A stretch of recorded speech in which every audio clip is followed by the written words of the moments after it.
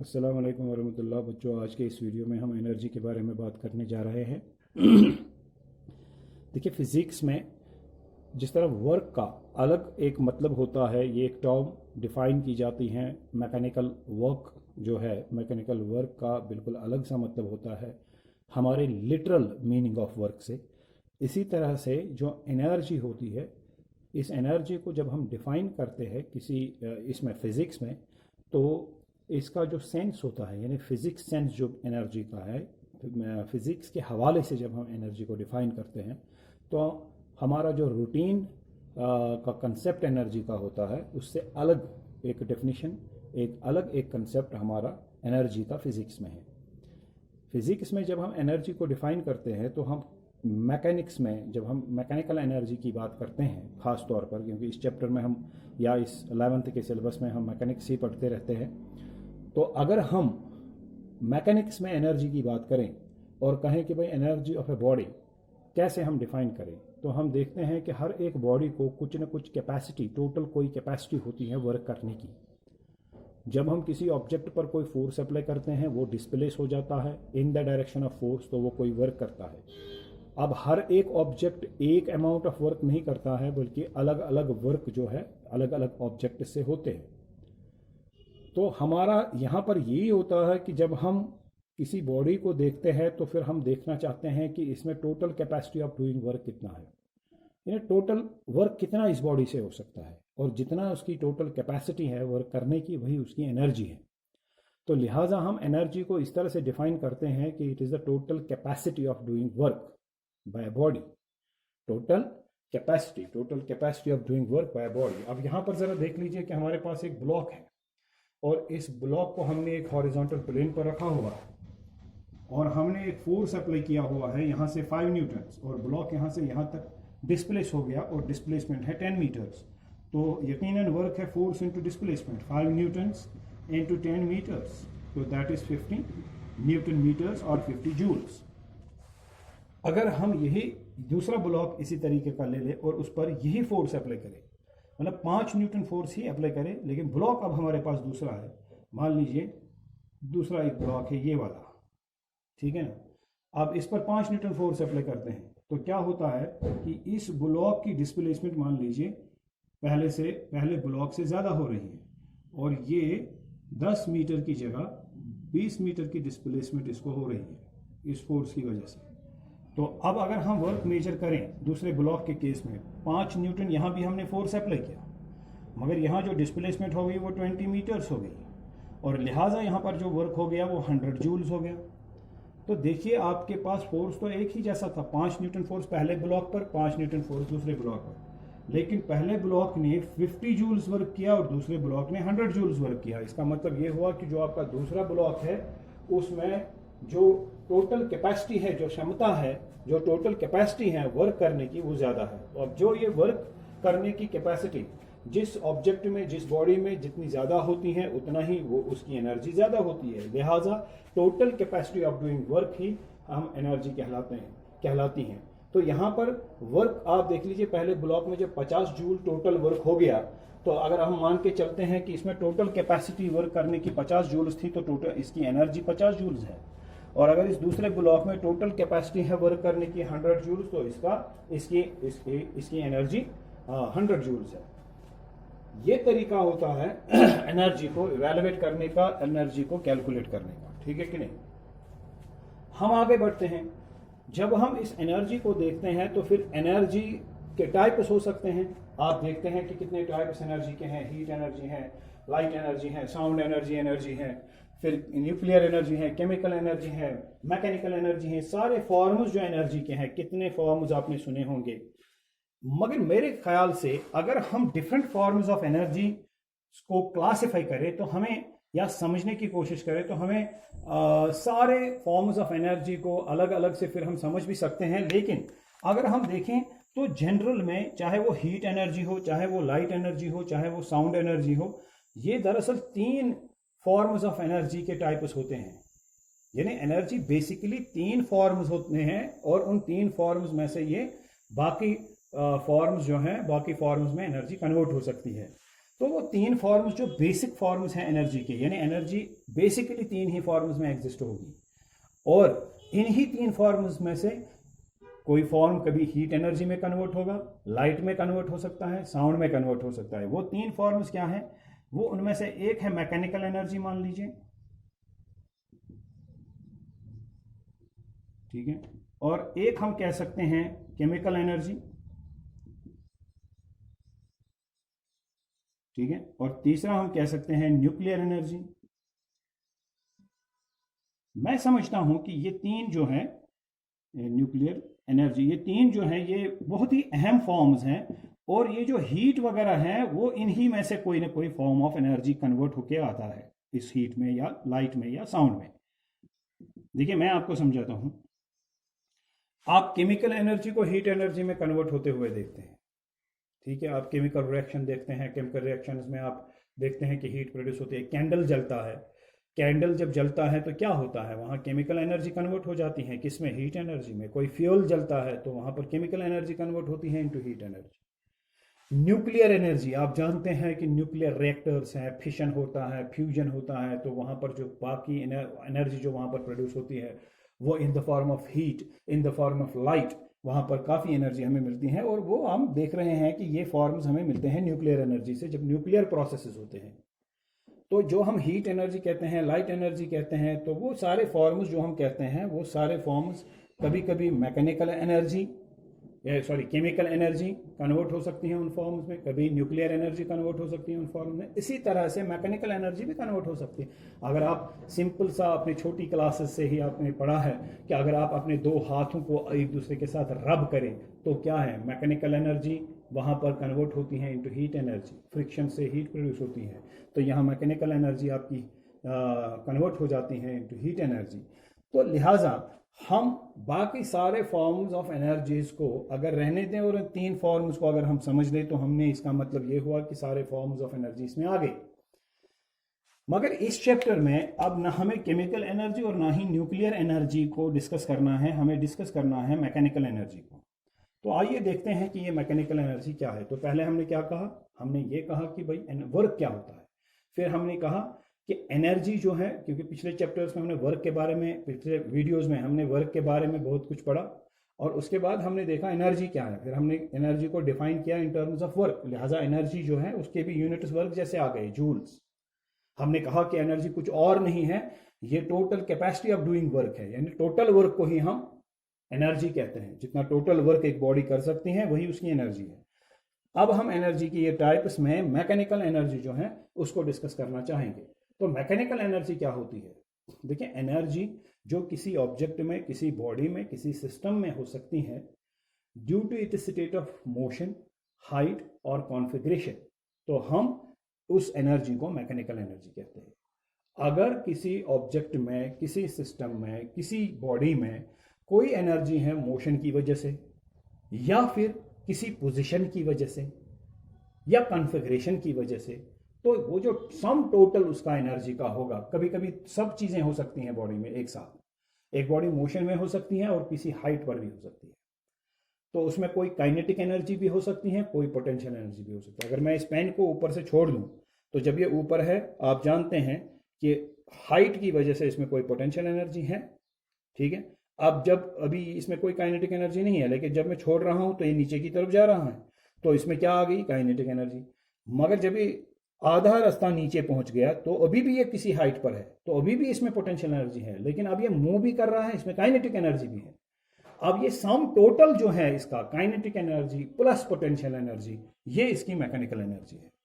तो लिहाजा हम मैकेनिकल एनर्जी को डिफाइन जब करते हैं, हम कहते हैं कि energy possessed by a body due to its state of motion, position और कॉन्फ़िगरेशन। अब मैं कॉन्फ़िगरेशन क्यों कहता हूं, इसको मैं आगे पढ़ाऊंगा, बताऊंगा कि ये कॉन्फ़िगरेशन का मतलब क्या है, ठीक है ना। और यहां पर हम ये कहेंगे कि भाई ये तीन चीज़ें, ये दो चीज़ें हों, पोजीशन की वजह से, या फिर उसको कभी कभी कॉन्फ़िगरेशन भी कह सकते हैं, और मोशन की वजह से जो एनर्जी बॉडी में हो, किसमें, मोशन की वजह से, पोजीशन की वजह से। जैसे यहाँ हाइट आपने देखा कि हाइट की वजह से पोटेंशियल एनर्जी है, फिर ये बॉडी नीचे गई तो मोशन में आ गई तो काइनेटिक एनर्जी भी थी। तो दोनों एनर्जीज को जब आप सम करेंगे, ऐड करेंगे, किसी बॉडी के लिए, किसी पार्टिकल के लिए किस किस एनर्जी को, पोटेंशियल एनर्जी को और काइनेटिक एनर्जी को, उस टोटल सम का मतलब ही है उस ऑब्जेक्ट की, उस पार्टिकल की मैकेनिकल एनर्जी। तो मैकेनिकल एनर्जी की डेफिनेशन में हम कहेंगे कि it is the energy possessed by a body due to its state of motion, position और कॉन्फ़िगरेशन।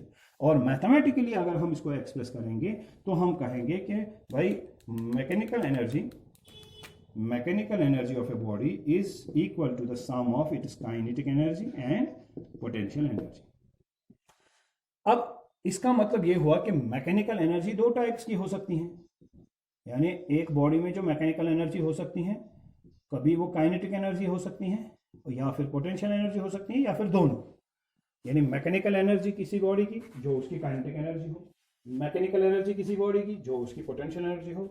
किसी बॉडी की मैकेनिकल एनर्जी दोनों, अगर उसमें दोनों एनर्जीज मौजूद है, काइनेटिक भी और पोटेंशियल भी, तो मैकेनिकल एनर्जी किसके बराबर होगी, सम ऑफ काइनेटिक एंड पोटेंशियल। अगर खाली काइनेटिक एनर्जी है तब उसकी मैकेनिकल एनर्जी बॉडी की सिर्फ काइनेटिक एनर्जी के बराबर है। अगर उस ऑब्जेक्ट में खाली पोटेंशियल एनर्जी है तब उसकी मैकेनिकल एनर्जी खाली पोटेंशियल एनर्जी के बराबर है। अगर उसमें दोनों एनर्जीज हैं तब उसकी mechanical energy sum of kinetic and potential energies के बराबर है। अब अलग अलग इन चीज़ों को डिस्कस करना हमारे लिए ज़रूरी है। क्लास 9th में भी आप इसको पढ़ चुके हैं, मैं थोड़ा सा रिपीट करूंगा ताकि आप लोगों को वो याद आ जाए। देखिए, काइनेटिक एनर्जी जब किसी बॉडी की हम देखते हैं कि भाई एक बॉडी की काइनेटिक एनर्जी का क्या मतलब होता है, इसका मतलब होता है energy possessed by a body due to its state of motion. कई बार आप इसको सुन चुके हैं, पढ़ चुके हैं। What is kinetic energy? Energy possessed by a body due to its state of motion. जब एक बॉडी मोशन में हो तो उसमें काइनेटिक एनर्जी होती है। मोशन की वजह से जो एनर्जी उस बॉडी में आ जाएगी उसको हम काइनेटिक एनर्जी कहेंगे। कोई बॉडी अगर मोशन में है, कोई बॉडी, कोई ऑब्जेक्ट, कोई चीज अगर मोशन में है और मोशन की वजह से अगर उसमें कोई एनर्जी आती है तो उस एनर्जी को हम काइनेटिक एनर्जी कहते हैं। इसकी मिसाल, मैं एक छोटी सी मिसाल आपको दे देता हूं।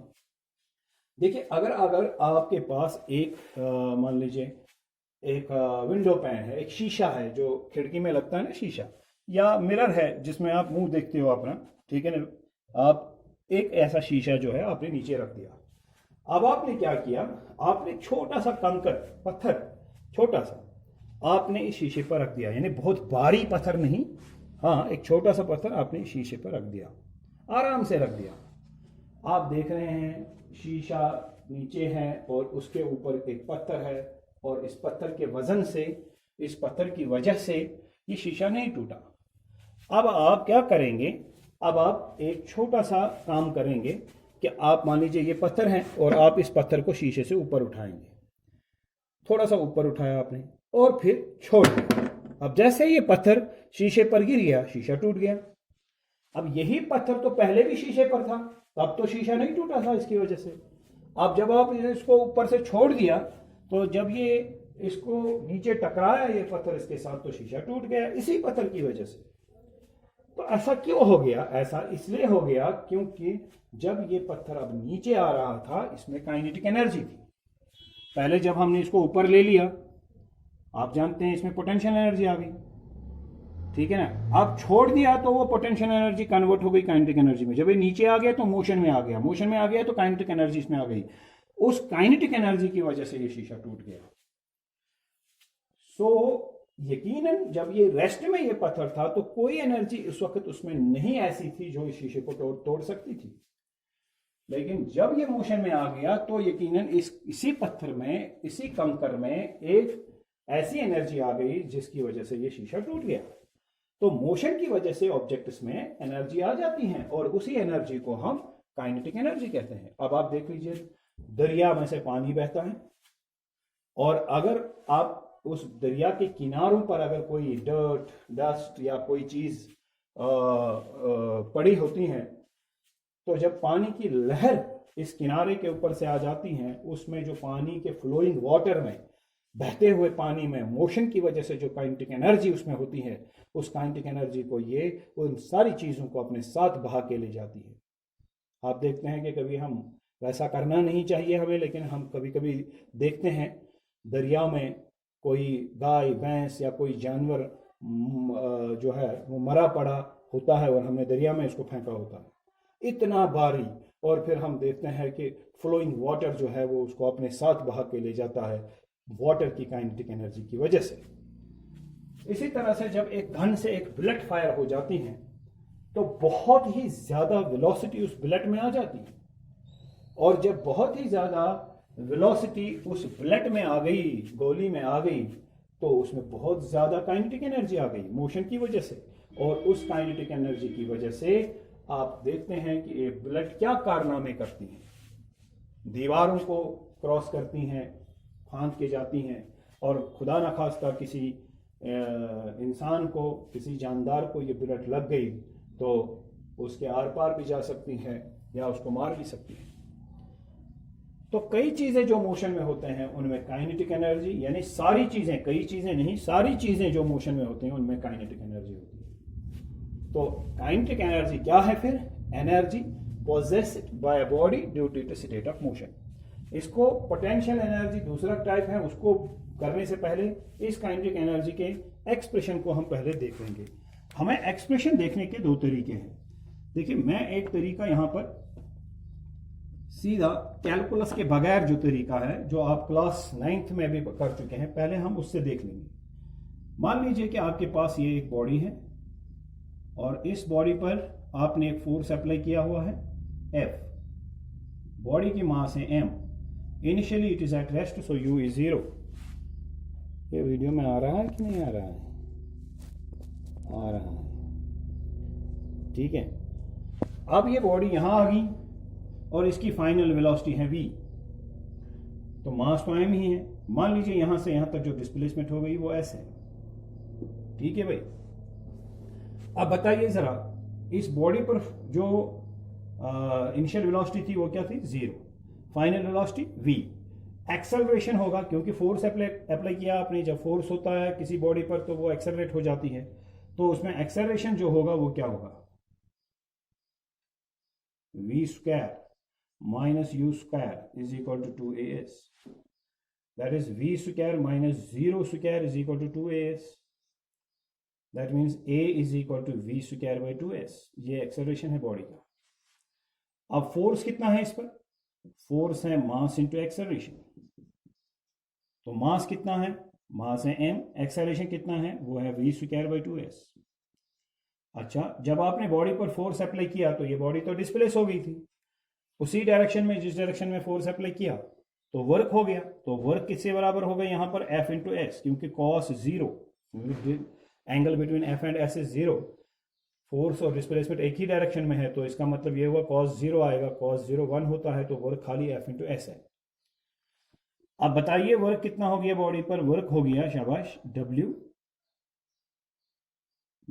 इज इक्वल टू क्या है यार,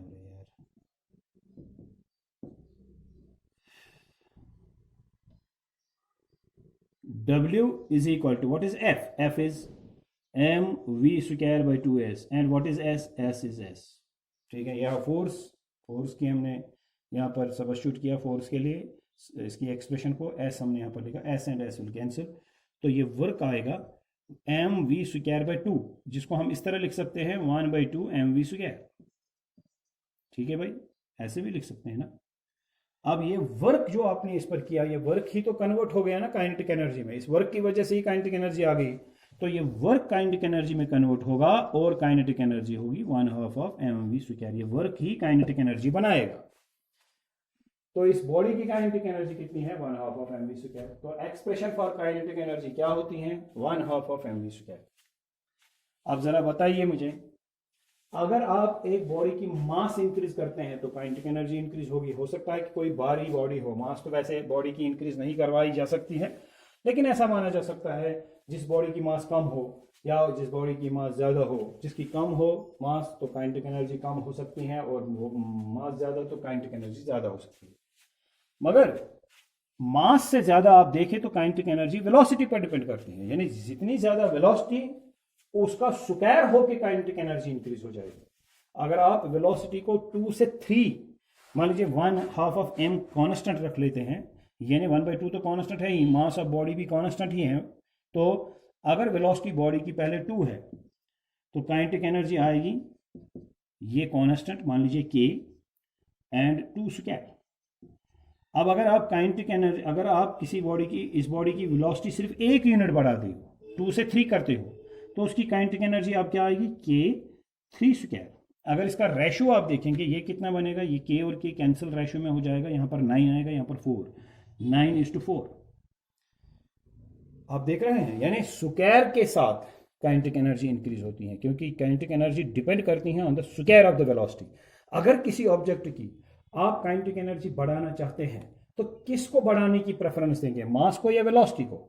आपको वेलोसिटी बढ़ाने की प्रेफरेंस देनी होगी। आप इस बॉडी की वेलोसिटी को बढ़ा सकते हैं, जैसे ही आप v बढ़ाएंगे, इंक्रीज करेंगे, तो इसकी काइनेटिक एनर्जी जो है वो इंक्रीज होगी।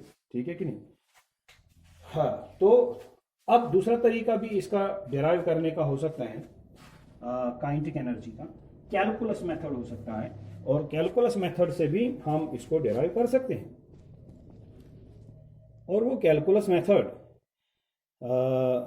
जिससे हम इस काइनेटिक एनर्जी को डिराइव करेंगे, वो हम इस तरह से देख सकते हैं कि मान लीजिए जब हमने, अब कैलकुलस मेथड आप इसको लिख सकते हैं, कैलकुलस मेथड,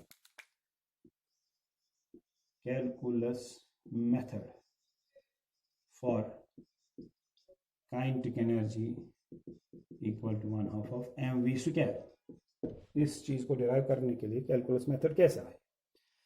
अगर हमने यहां पर फोर्स अप्लाई किया, तो मान के चलते हैं कि बॉडी पहले यहां से यहां तक डिस्प्लेस हो गई, छोटी सी डिस्प्लेसमेंट ds, ये वाली डिस्प्लेसमेंट। तो जब छोटी डिस्प्लेसमेंट ds हो गई, तो उस ds होने के वक्त वर्क भी तो कम ही होगा, तो वो work, small amount of work हो सकता है F into ds। Again force and displacement are in the same direction, so cos theta is 1 because cos angle is 0, cos 0 is 1। तो आप यहां लिख सकते हैं dw is equal to force के बदले mass into acceleration into ds। ठीक है, अब ये d एक्सेलरेशन क्या है, rate of change of velocity, तो लिखिए m। तो कैलकुलस में आप rate of change of velocity कैसे लिखेंगे, एक्सेलरेशन कैसे लिखेंगे, dv डिवाइड बाई dt, ऐसे, rate of change of velocity that is acceleration into what, into ds। ठीक है, और सुनिए क्या, कि अगर आप इस चीज को एक और तरीके से लिखते हैं, फॉर एग्जाम्पल हम इसको इस तरीके से लिखेंगे,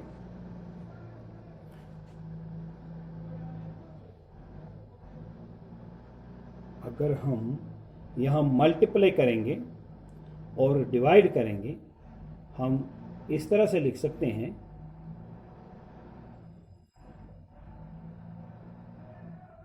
फॉर एग्जाम्पल dw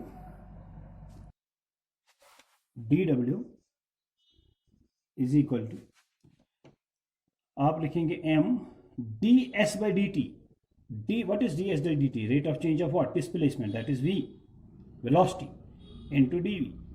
ये बन गया, मैंने ds by dt के बदले लिखा v, और ये dv मैंने यहां पर रख दिया, लिख दिया। अब जब ये बॉडी यहां से वहां चली जाएगी, शाबाश, तो टोटल वर्क कितना आएगा, टोटल वर्क आएगा integration of dw is equal to integration of mv dv। आप कह सकते हैं कि यहां जो dv है, change in velocity, velocity change हो गई फ्रॉम u टू v, और अगर मानेंगे कि u पहले 0 था तो वेलोसिटी चेंज हो रही है फ्रॉम 0 टू v। ठीक है ना, तो हम इंटीग्रेट इसको करेंगे यहां से 0 टू v, मतलब ये जो हम इंटीग्रेट कर रहे हैं विद रिस्पेक्ट टू वेलोसिटी, और वेलोसिटी चेंज हो रही है फ्रॉम 0 टू v, क्योंकि पहले बॉडी रेस्ट में थी, इसलिए इसकी वेलोसिटी जो यहाँ पर होगी वो 0 होगी, और यहाँ पर फाइनल वेलोसिटी v होगी। ये बनेगा w इज इक्वल टू, ये m बाहर आएगा, और integration of v dv within the limits 0 to v, फिर w is equal to m। अब ये कितना आएगा, power +1 divide by power +1, that means v²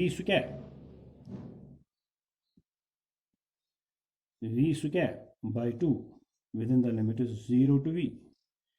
ठीक है ना, इंटीग्रेट किया मैंने। ठीक है, अब आगे आगे ये आएगा, यहां पर हम लिखेंगे W is equal to m/2 into v square within the limit 0 to v। ये ठीक है। फिर W is equal to 1/2 of m, अब v के ऊपर v square minus 0 square, upper limit minus lower limit, तो वो क्या आएगा, W is equal to 1/2 of mv square. ये क्या बन गया, वर्क, और यह वर्क किसमें कन्वर्ट हो गया, इसी वर्क की वजह से क्या आ गया, काइनेटिक एनर्जी। तो क्या लिखेंगे, kinetic energy is 1/2 of mv square. तो ये तो वही एक्सप्रेशन आ गई फिर कैलकुलस की मदद से भी, ठीक है ना, that kinetic energy is 1/2 of mv square. हाँ, तो ये यहाँ पर हमने एक्सप्रेशन भी डिराइव की और हमने मैकेनिकल एनर्जी के बारे में एनर्जी के बारे में उसके टाइप्स थोड़े से बताए, मैकेनिकल एनर्जी और काइनेटिक एनर्जी को हमने यहाँ पर एक्सप्रेशन भी इसकी डिराइव की। आगे अगले वीडियो में पोटेंशियल एनर्जी जो है उसके बारे में बात करेंगे इंशाल्लाह।